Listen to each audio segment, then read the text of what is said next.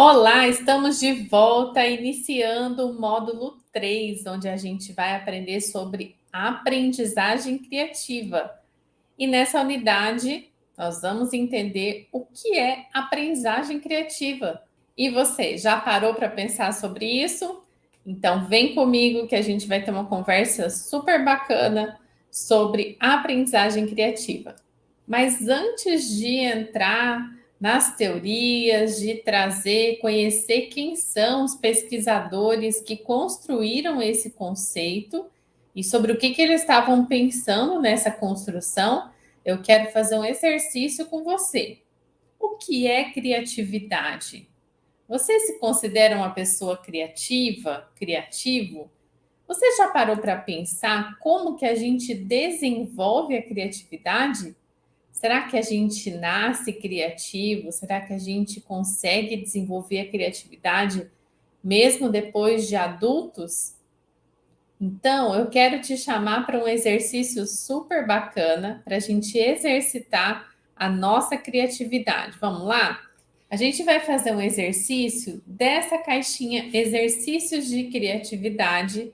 É uma caixinha com várias cartas de ações que a gente desenvolve para desenvolver a criatividade.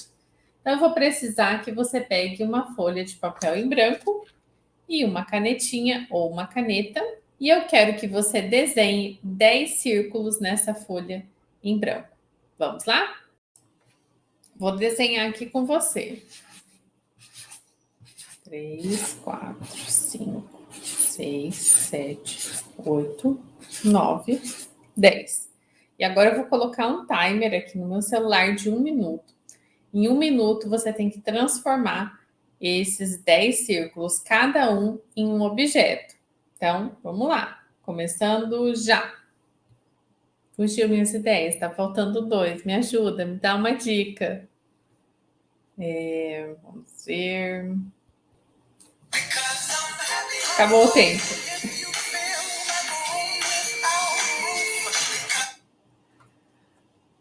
Faltou uma bolinha, gente. Olha, eu consegui fazer aqui. Vamos ver se eu consegui mostrar. Consegui fazer uma bola.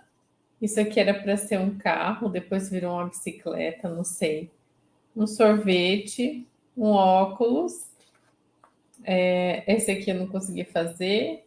Esse aqui é um bottom, uma garrafa de água horrível, um donuts e uma roda. Eu sou uma exímia desenhista. E é sobre isso, gente. A gente desbloquear a nossa criatividade. Então, começa com esse exercício para você já entender aí quais são suas dificuldades, quais são seus bloqueios, como que você pode melhorar, como que você pode fazer alguns exercícios aí para desenvolver a sua criatividade. Não podemos ter medo de criar. Nós somos pessoas criativas, a gente nasce com muita criatividade, basta a gente observar as crianças pequenas, elas não têm medo de experimentar, de testar, de desmontar, de abrir. Eu nunca me esqueço, quando eu era criança, eu acho que eu tinha uns 7 anos, que eu peguei um relógio da minha mãe e eu desmontei todo o relógio, peça por peça, porque eu queria descobrir como funcionava. E depois eu não consegui jamais colocar todas aquelas peças no lugar.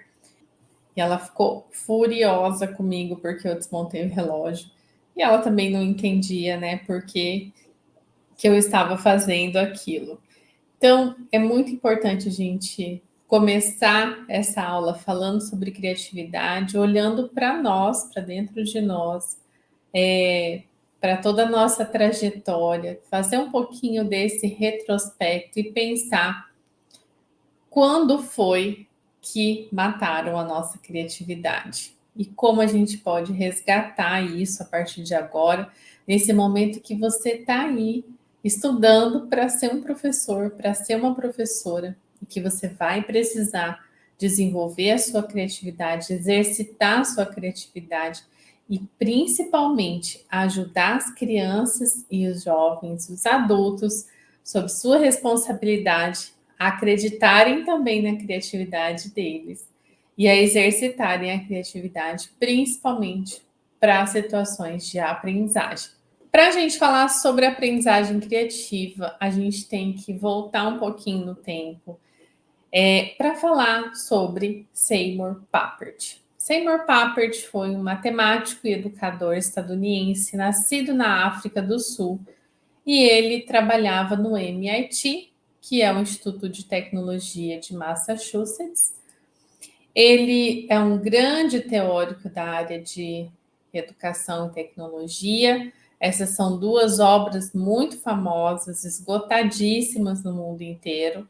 A Máquina das Crianças e Logo, Computadores e Educação foram as traduções aqui para a língua portuguesa. São dois livros muito importantes para a gente entender os princípios do desenvolvimento da aprendizagem a partir do uso de computadores.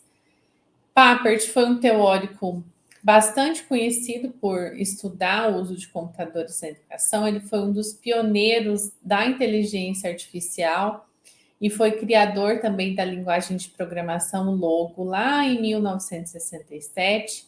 O Logo inicialmente foi criado para crianças e nessa época os computadores eles eram bastante limitados, eles não tinham essa interface gráfica que a gente conhece hoje e muito menos existia a internet.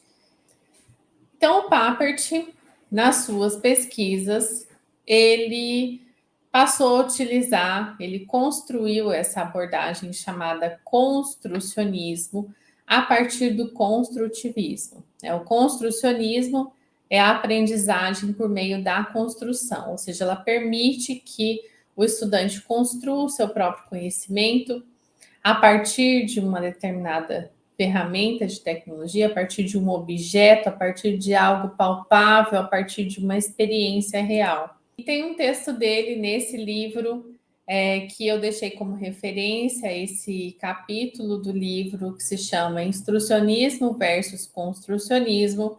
Ele diz o seguinte, que com a palavra instrucionismo, a intenção dele era expressar algo bastante diferente da pedagogia, ou seja, a arte de ensinar. O construcionismo é uma filosofia de uma família de filosofias educacionais que nega essa atividade óbvia de que ensinar melhor é o que é preciso fazer na escola para que uma melhor aprendizagem aconteça para os estudantes. Então, a atitude construcionista no ensino não é, em absoluto, dispensável. A meta é ensinar de forma a produzir a maior aprendizagem a partir do mínimo de ensino. O tipo de conhecimento que as crianças mais precisam é o que as ajudará a obter mais conhecimento.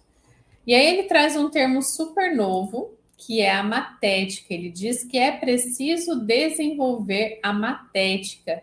E a matética é um termo que a gente pouco ouve falar nos cursos de licenciatura. Mas nesse curso que você está fazendo, você vai ter uma disciplina que se chama Didática e Matética, onde você vai entender um pouco mais sobre essas questões que envolvem a aprendizagem, os paradigmas aí do ensinar e do aprender. E olha só o que o Papert continua dizendo nesse trecho. Ele não põe em dúvida o valor da instrução como tal, pois isso seria uma tolice. Mesmo a afirmativa endossada, quando não originada por Piaget, que foi a grande inspiração do Papert, de que cada ato de ensino priva a criança de uma oportunidade para a descoberta, não é um imperativo categórico contra ensinar, mas um lembrete expresso em uma maneira paradoxal para manter o ensino sob controle. Depois que vocês tiverem a disciplina de didática e matética, vocês podem voltar nesse texto, voltar nessa videoaula e vocês vão conseguir entender mais sobre esse contexto que o Papert está falando aqui. O tipo de conhecimento que as crianças mais precisam é as que ajudará a obter mais conhecimento. Então, ele traz essa perspectiva da matética numa ideia de que essa aprendizagem precisa ocorrer nesses micromundos, ou seja, de criar micro situações, ecossistemas de aprendizagem onde as crianças possam explorar, possam descobrir, possam simular acontecimentos da vida real, né? Como jogos, simuladores, objetos de aprendizagem, elementos que tragam engajamento, que despertem o interesse, que despertem a paixão, a descoberta, a reflexão, um ambiente seguro para essa experimentação e principalmente para o erro. Então, esse é um ponto muito importante que o Papert coloca na questão da matética e do desenvolvimento desses micromundos, desses ecossistemas de desenvolvimento da aprendizagem. E aí ele traz um outro exemplo mais prático, né? Tentando trazer para a gente entender um pouco mais desse contexto. Que tipo de aprendizagem encontra-se por trás do conhecimento matemático culinário e como podemos fomentá-lo e ampliá-lo? Tais perguntas levam-nos ao segundo polo da expressão instrucionismo versus construcionismo. Ou seja, ele quis demonstrar aqui que quando a gente trabalha com matemática numa perspectiva de instrução, sem considerar o contexto que a matemática é utilizada, ela tem uma determinada função. E quando a gente consegue trabalhar a matemática numa situação real de aprendizagem, como é a situação de uso do conhecimento matemático culinário para aprendizagem, você torna isso real para o estudante, você torna palpável. Então, é uma perspectiva de construção. E olha só o que ele vai dizer.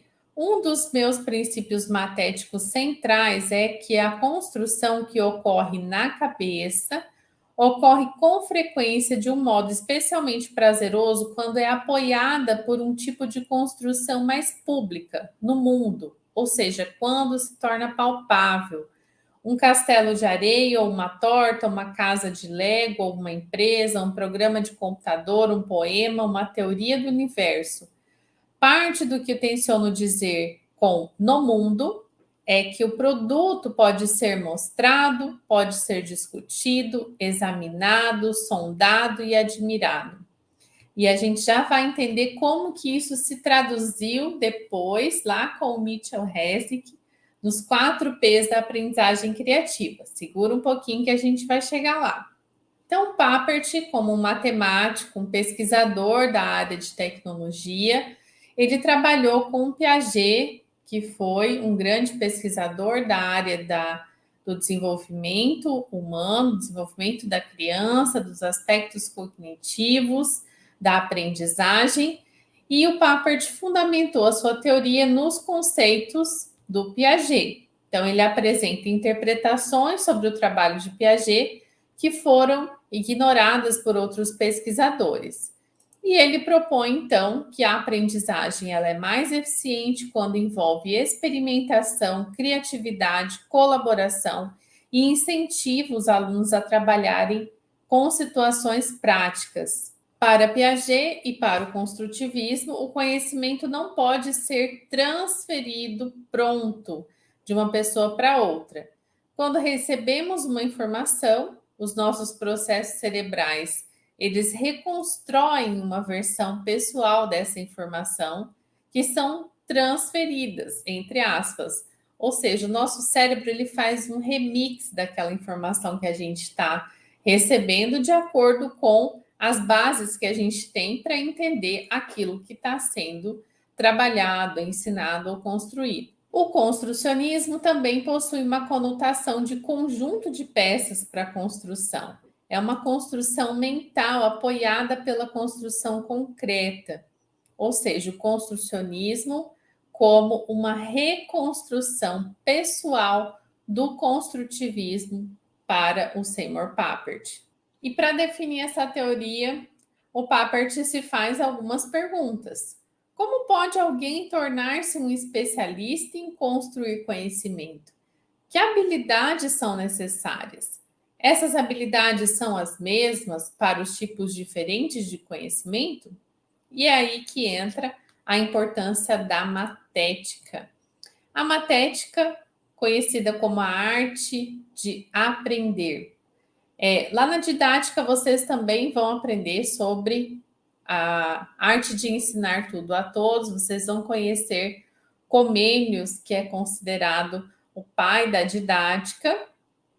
E o Comênios escreveu um livro chamado Didática Magna, onde ele se dedicou a escrever um tratado sobre a arte de ensinar tudo a todos. E nesse livro ele diz que para que os professores ensinassem menos e os estudantes aprendessem mais, era necessário pensar na atividade dos estudantes. Só que essa análise da aprendizagem, ela não foi colocada nesse livro da Didática Magna. Os pesquisadores da área encontraram esse escrito de Comênios, chamado Specilegium Didático, um capítulo totalmente dedicado à matética, definindo-a como a arte do discente, que consiste na tarefa de aprender a conhecer as coisas e procurar a ciência das coisas. Então, essa obra, ela está em latim, ela é pouco conhecida, mas eu deixei uma referência para vocês de um livro que foi produzido sobre didática e matética. É uma das pouquíssimas referências que a gente tem sobre matética para além da obra do Seymour Papert, que é super importante para a gente entender esse novo paradigma que retorna junto com essa discussão da aprendizagem criativa. Então, a matética, ela é a arte de aprender, ela é a ciência da aprendizagem, compreende o ensino e a aprendizagem como processos distintos, o papel do professor como um construtor de oportunidades de aprendizagem e um foco muito grande na autonomia e no protagonismo dos estudantes. E nesse sentido, o Papert, ele alerta sobre a questão das crianças, né? Ao invés da gente pressionar as crianças a pensar como os adultos, a gente poderia fazer melhor, né? Lembrando que elas são grandes aprendizes e a gente deveria tentar ser mais parecido com as crianças. Então, as crianças, elas já têm essa arte de aprender. E a educação da infância, o jardim de infância, a educação infantil, ele colabora para esses processos de aprendizagem colaborativa, de experimentação, mão na massa, concretos, e é algo que a gente vai perdendo ao longo da nossa vida, ao longo da nossa experiência de aprendizagem na escola. E agora a gente vai entender um pouco como que a gente vai do construcionismo até a aprendizagem criativa. Então a gente já entendeu que a aprendizagem ela se dá por construção, na perspectiva do construcionismo de Papert, que ela se dá dentro dos micromundos, dentro da bricolagem, que é essa capacidade da gente criar, de recriar a partir de elementos concretos, de dar novos significados àquilo que já existe. Aprendizagem que parte do interesse e do contexto dos estudantes. E aí, como que esse salto foi dado para a aprendizagem criativa? É aí que entra o querido professor Mitchell Resnick, que é professor lá do MIT, do Instituto de Tecnologia de Massachusetts. Ele coordena um grupo de pesquisa chamado Lifelong Kindergarten, no laboratório de mídia do MIT. Esse grupo, traduzindo para o português, seria Vida Longa ao Jardim de Infância, é o maior laboratório maker que existe no mundo. E o Mitchell coordena já há mais de 20 anos pesquisas, projetos, ações que visam levar a aprendizagem criativa relevante e mão na massa para as crianças, para os jovens, para os adultos, em todos os níveis de ensino. Então, esse conceito foi desenvolvido pelo Mitchell, inspirado nas ideias do Seymour Papert. O Mitchell trabalhou com o Seymour Papert e ele desenvolveu uma linguagem de programação junto com seu grupo de pesquisa chamada Scratch. Essa linguagem de programação em blocos de construção, ela é uma aplicação que permite a criação de projetos colaborativos e criativos, de histórias, jogos, animações, por meio de uma linguagem de programação simplificada e também gamificada em blocos. Esse aqui é o link do Scratch, você pode acessar e explorar esse link, baixar no computador, acessar online, experimentar as possibilidades que o Scratch tem para você startar a sua criatividade.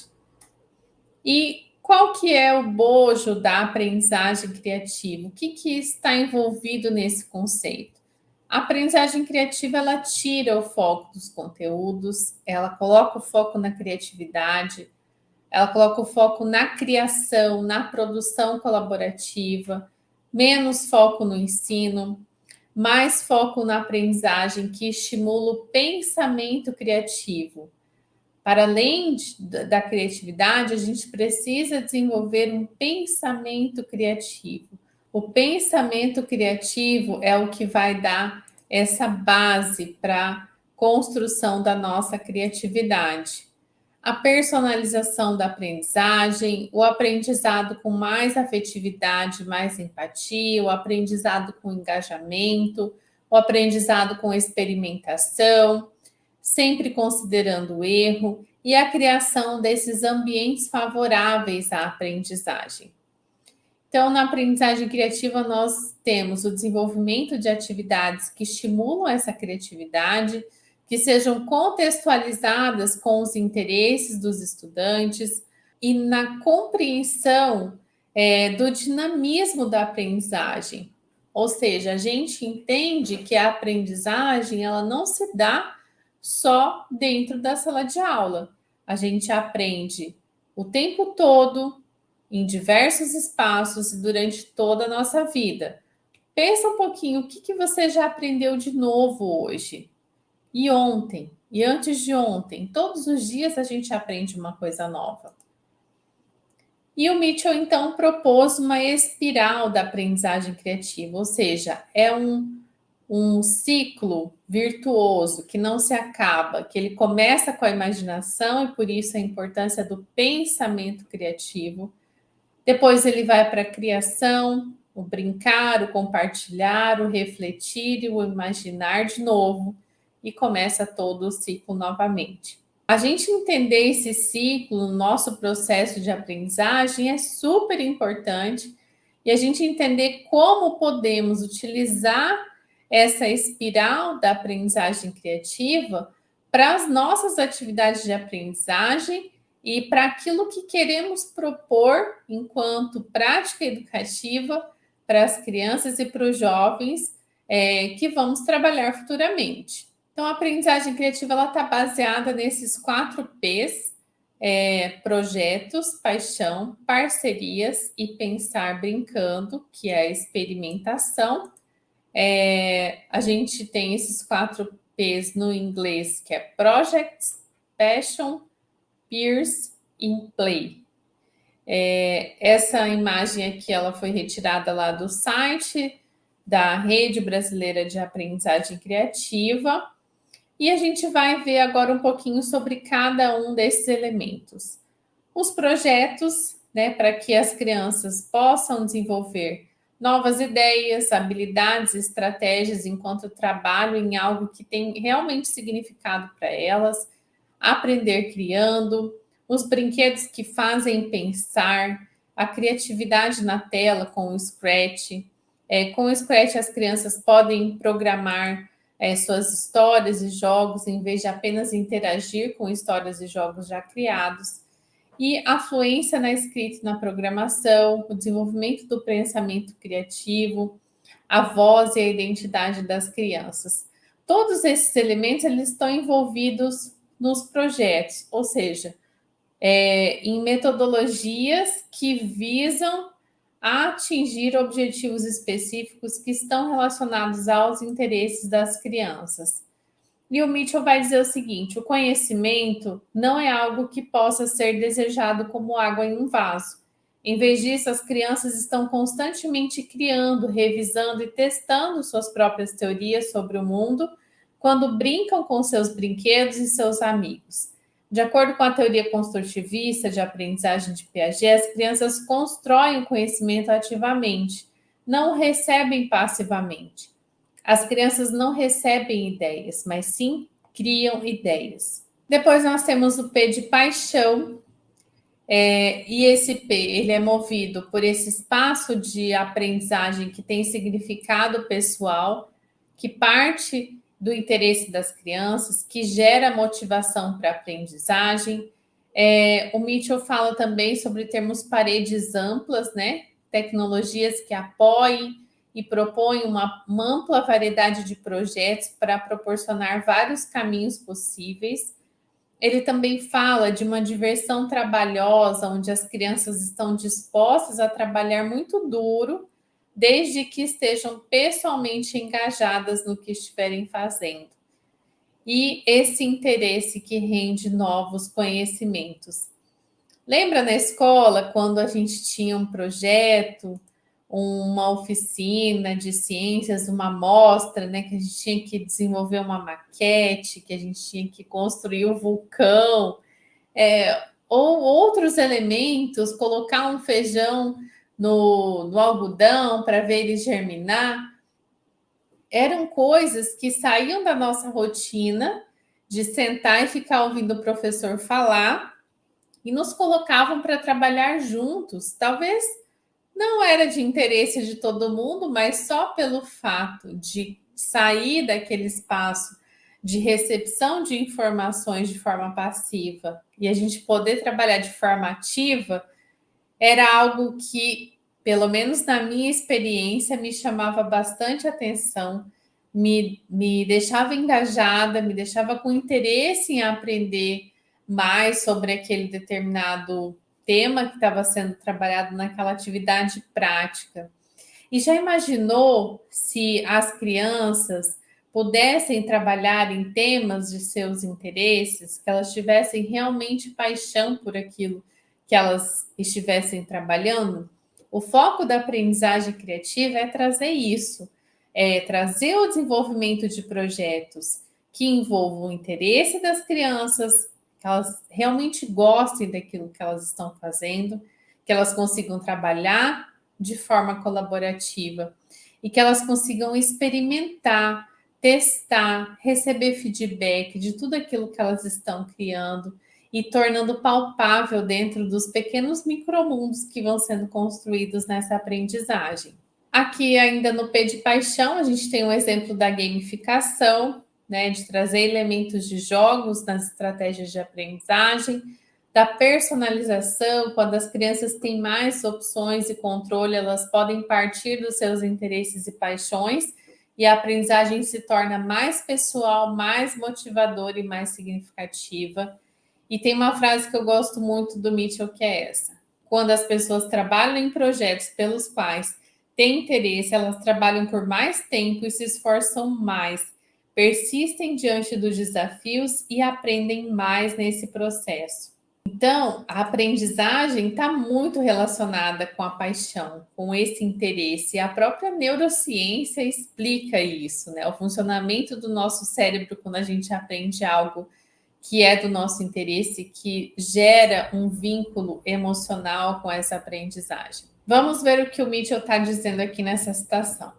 Ao discutir o uso de tecnologias no apoio à aprendizagem e à educação, Seymour Papert sempre enfatiza a importância de pisos baixos, ou seja, a criança precisa ter facilidade para iniciar, e tetos altos, possibilidades de ir longe, de ir alto. Ele defende que para que uma tecnologia seja eficaz, ela deve proporcionar maneiras fáceis para os iniciantes darem os primeiros passos, pisos baixos, mas também maneiras de trabalhar em projetos cada vez mais sofisticados ao longo do tempo, tetos altos. E depois nós temos o P de pares, que é a aprendizagem em pares, a aprendizagem colaborativa, a possibilidade de desenvolver projetos maiores em colaboração, de desenvolver habilidades de colaboração, de compartilhar projetos com pessoas que tenham interesses e paixões comuns, e a habilidade de aprender também de forma colaborativa, um desenvolvimento de um ambiente de respeito e de apoio mútuos.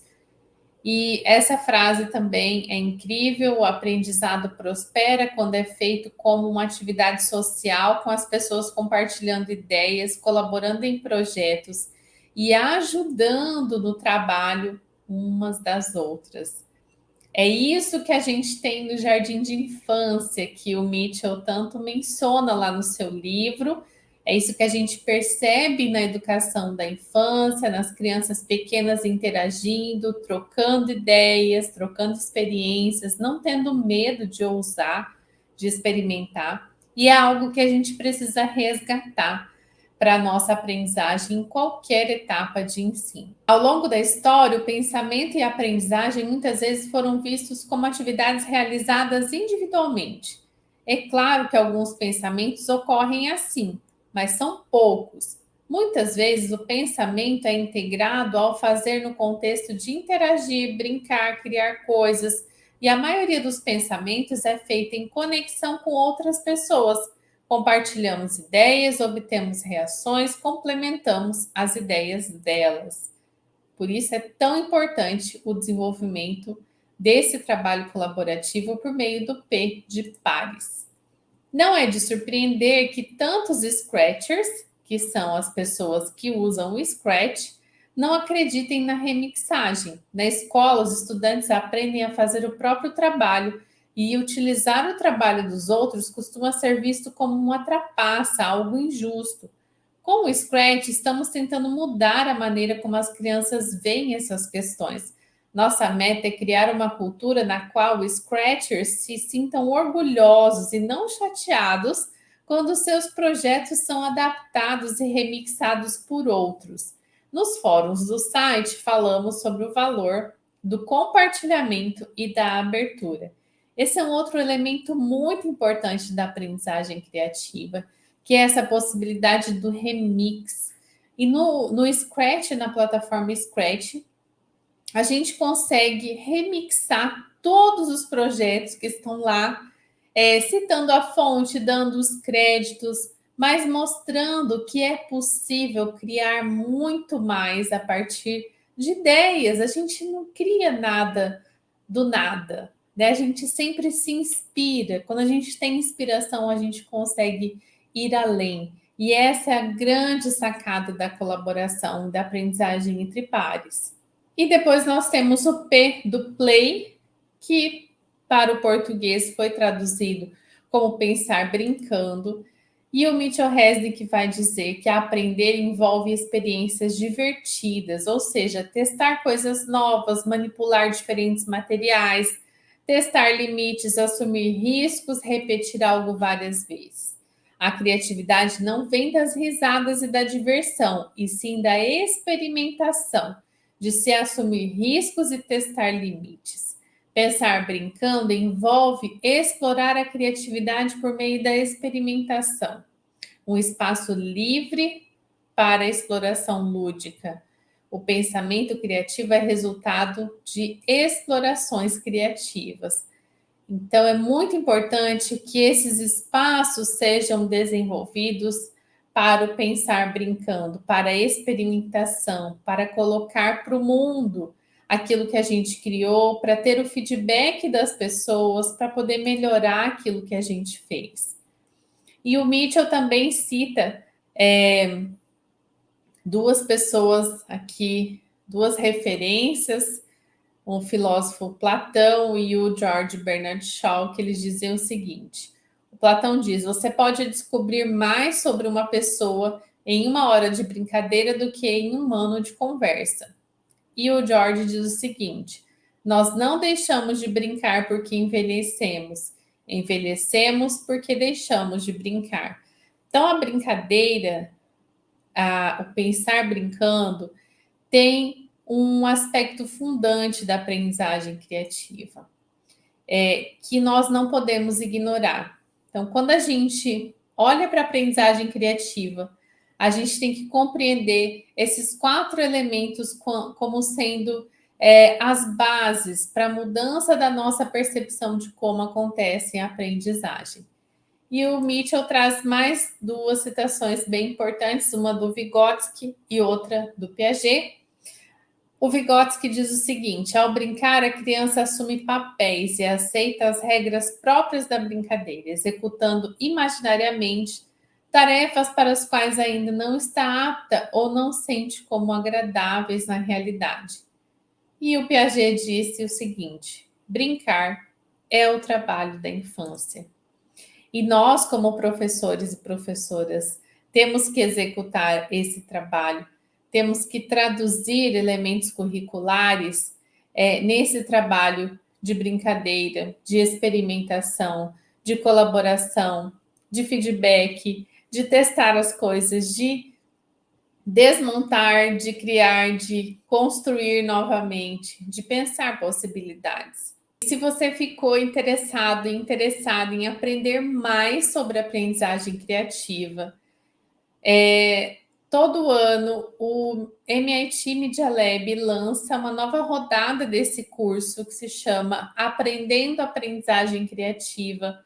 Tem em várias línguas, é totalmente online e traz uma experiência muito bacana para conhecer de uma forma mais aprofundada os 4 P's, a espiral, tudo que está por trás desses conceitos, e para a gente entender um pouco mais também sobre o construcionismo e de como isso se traduz na nossa prática pedagógica. E nós já estamos finalizando, eu quero deixar essa pergunta para você: como podemos desenvolver a nossa criatividade e estimular a criatividade das crianças? É um desafio imenso e é algo que a gente precisa exercitar constantemente. Mas o primeiro passo é acreditar que nós somos criativos e criativas. E você acredita na sua criatividade? Então, eu vou propor mais um exercício para você exercitar a sua criatividade. E esse exercício é um exercício de introspecção, né? Que você vai ter que pensar um pouquinho sobre você, sobre como você se vê nessa perspectiva da criatividade. E talvez pensar um pouquinho por que você não pode bloquear a sua criatividade. E você vai escrever isso em algum lugar. Pode escrever numa cápsula do tempo virtual, pode escrever no papel, pode mandar um e-mail para alguém, pode escolher uma rede social, se você quiser compartilhar de forma aberta, mas é importante que você escreva. Isso não é para mim, isso não é avaliação, isso é importante para você. Liste 5 motivos pelos quais você não pode bloquear a sua criatividade. E agora, para finalizar de verdade, eu deixei aqui nesse slide um quiz sobre aprendizagem criativa, que tem várias perguntas sobre o que eu falei para vocês hoje nessa aula e já pode funcionar aí como um pré-teste da trilha de aprendizagem desse módulo. Então, não deixa de clicar nesse ícone e de fazer o quiz para você ver se você está bem já dentro desses conceitos, se você conseguiu aprender um pouquinho do que a gente conversou hoje. E antes de finalizar, eu quero só mostrar aqui o site da Rede Brasileira de Aprendizagem Criativa, onde você encontra uma grande possibilidade aqui de inspiração para conhecer mais sobre a aprendizagem criativa, conhecer sobre as ações de aprendizagem criativa que acontecem em todo o Brasil. Aqui no Mato Grosso do Sul, você está super convidado e convidada a participar do núcleo da Rede Brasileira de Aprendizagem Criativa, do qual eu sou articuladora juntamente com 2 outros colegas, a professora Miriam e a professora Mauri. E você está super convidado e super convidada a participar do nosso clube criativo, que se chama Clube Criativo Porandu MS. Eu vou deixar o link também na descrição desse vídeo, se você tiver interesse em saber mais.